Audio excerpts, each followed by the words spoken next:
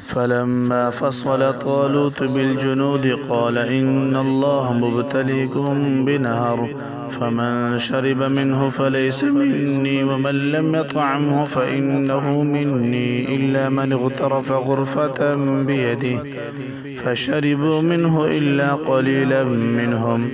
فلما جاوزه هو والذين آمنوا معه قالوا لا طاقة لنا اليوم بجالوت وجنوده.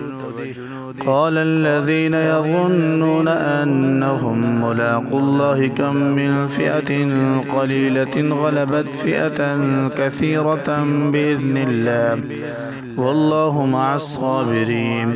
ولما برزوا لجالوت وجنوده قالوا ربنا أفرغ علينا صبرا وثبت أقدامنا وانصرنا على القوم الكافرين. فهزموهم بإذن الله. وقتل داود جالوت وآتاه الله الملك والحكمة وعلمه مما يشاء ولولا دفع الله الناس بعضهم ببعض لفسدت الأرض ولكن الله ذو فضل على العالمين. تلك آيات الله نتلوها عليك بالحق وإنك لمن المرسلين.